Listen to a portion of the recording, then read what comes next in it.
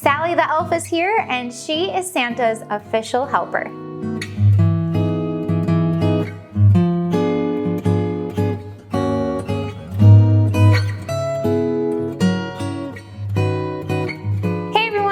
Jess, and today I have a fun tutorial to share with you. We are going to be making a festive pattern named Sallie the Elf. First of all, if you are new here, welcome to the Sallie Tomato YouTube channel. We have so many great sewing tutorials to share with you. And if you've been here before, welcome back to our channel. We are so happy that you're here. The project that we're going to be making today is scrap friendly, and you can make it out of non-woven fabrics such as cork fabric, faux leather, or microsuede. This project is very quick to assemble, so you might find yourself making more than one Sallie the Elf out of different outfits or for gifts for friends and family or even co-workers. Before we get started, be sure to grab a pattern. You can either download it from our site or check out your local Sallie Tomato retailer. You can visit our website for a complete list of retailers. All the supplies you need are listed on the back of the pattern. We even have pre-cut kits available, so if you don't like to cut out all those pieces, it's super easy to grab a pattern and just get started sewing. So gather your pattern and supplies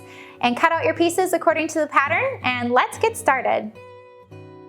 For this pattern, I highly recommend to label your pieces. So when you cut out the first set of your pieces for the front, make sure to label each piece on the wrong side, so that way you know it is for the front. Then when you mirror each of the pattern pieces to cut out your back pieces, make sure that you label the back pieces. You can use a removable pen or chalk. For this pattern, there are several pattern pieces to cut. So in the cutting instructions, you'll notice that each fabric is listed. So you have main fabric, contrast fabric A, contrast fabric B, and contrast fabric C. The main fabric will be used for the elf body and the hat. Contrast fabric A will be used for the skirt, collar, hat brim, and mittens. Contrast fabric B will be used for the hair, and contrast fabric C will be used for the face. It is very important that when you're cutting the pattern pieces, remember to cut with the printing side up for half of the pieces, and then the other half of the pieces need to be cut with the printing side down. That way, each piece has a front and a back.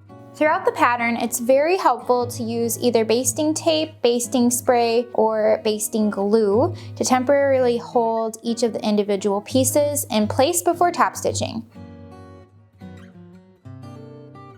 First, we'll work to create the elf body, front and back. With right sides up, position one contrast fabric piece C skirt at approximately the waistline on one main fabric piece A body. I'm just going to use some clips to hold it in place. You don't want to use pins on cork fabric or faux leather because those will leave permanent holes. Then top stitch an 1/8 inch from the top waistline edge of the skirt.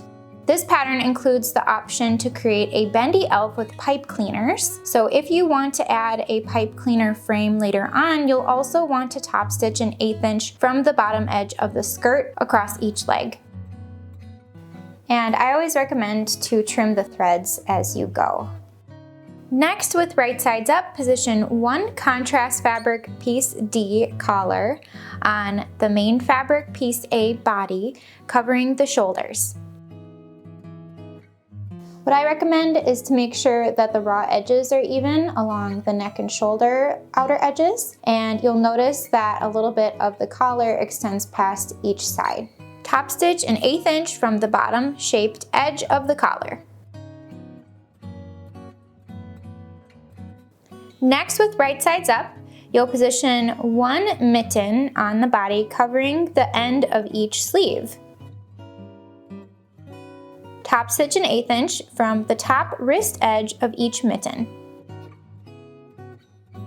Then you'll repeat the same steps to assemble the elf back, making sure to align the pieces to match the elf front outer edges in a later step. When you're ready to assemble the back, I recommend flipping the front so it is wrong side up, and place the back of the body wrong sides together with the front. Then you'll be able to see where to align each of the contrast pieces. Now that I've positioned the skirt so it is aligned with the front skirt, I'm just going to add a couple clips.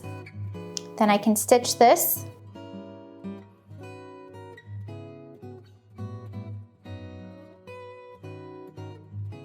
Then I'll place the back wrong sides together with the front and align the collar. Then I can stitch this.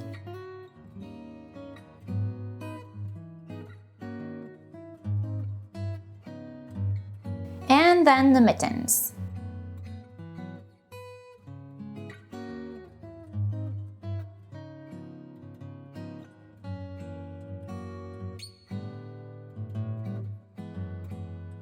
Next, we'll create the elf hat for the front and back. With right sides up, position the hat brim approximately 2 1/4 inches down from the tip of the hat. Top stitch from the top edge of the hat brim. Then you'll repeat to assemble the elf hat back, making sure to align the pieces to match the elf hat front in a later step. Next, we'll create the elf head front and back. Use paper pattern piece G to transfer the inner hairline to the wrong side of one contrast fabric piece G hair. You'll want to carefully cut on the marked line. You can get your line started with a seam ripper and then use the scissors to cut along the rest of the line. Next, with right sides up, insert the narrow top edge of contrast fabric piece H face under the hairline. The bottom outer edges of each piece should be matched. You can position the head so that way it aligns with the lower edge of the hair. Otherwise, you can adjust it as you wish, and there may be an 1/8 inch gap of fabric extending past the lower edge of the head, and you'll want to make sure that the ears are even. Then top stitch an 1/8 inch from the hairline edge. Then, with right sides up, position the hat brim on the layered face overlapping the top edge of the hair. Top stitch an 1/8 inch from the bottom shaped edge of the hat brim. You'll repeat step 2 of the pattern, following the instructions to assemble the elf head back, making sure to align the pieces to match the elf head and face front in a later step.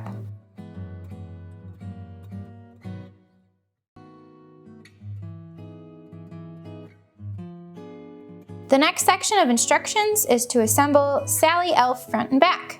With right sides up, insert the top edge of the assembled front body between the bottom layers of the face and head front. Top stitch an 1/8 inch from the raw edges of the face. I skipped top stitching around the edges of the ear and just continued on along the outer edges of the rest of the face. It's up to you if you want your top stitching to follow the edges of the ear or just go straight down towards the lower edge of the face like I did. Repeat step 1 to assemble the elf head back and body back, making sure to align the pieces to match the elf front. This time, since we don't have a layered face piece to position, you'll just position the hair on top of the back of the body. Then you'll top stitch along the bottom edge of the hair, beginning and ending your sewing at the collar edges.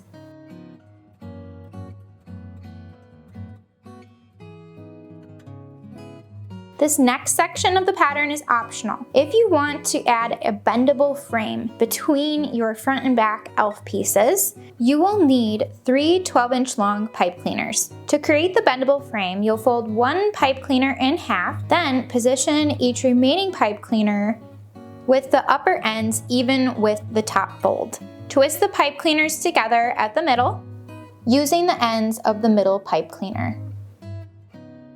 Then you'll position the pipe cleaner frame on the wrong side of the elf front.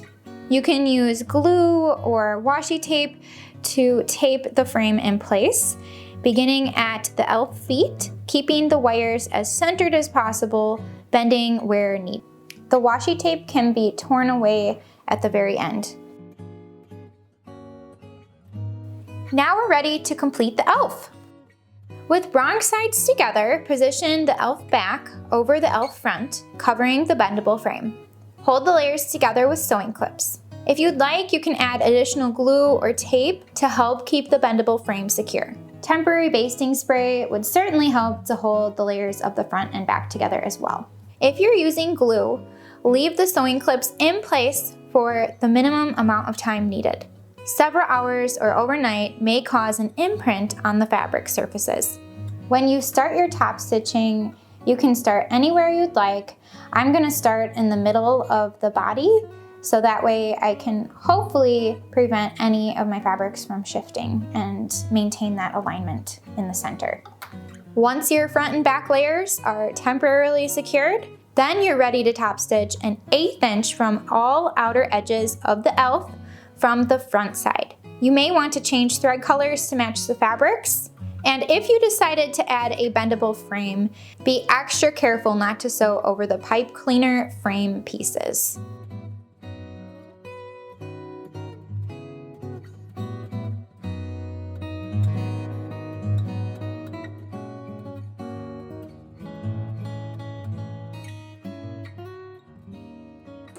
As you top stitch around the curves, you can do 1 stitch at a time and raise the presser foot for a smooth, even seam allowance.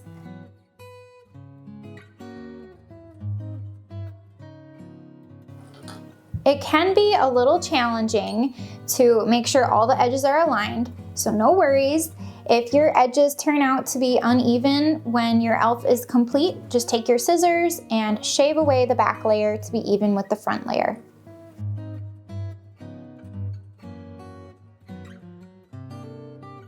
And that's it! You can create additional personality in your elf by adding hand-drawn details using artist pens, markers, or even glitter glue. Or you can dress up Sallie the Elf with fun accents such as sequins, beads, and ribbons.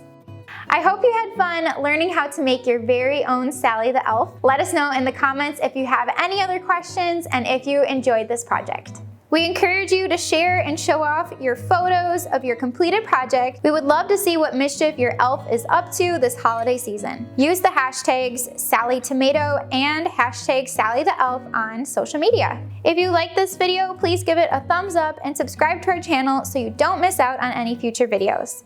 Thanks for watching, and I hope you'll check out the rest of our pattern line for more professional looking projects. Happy holidays!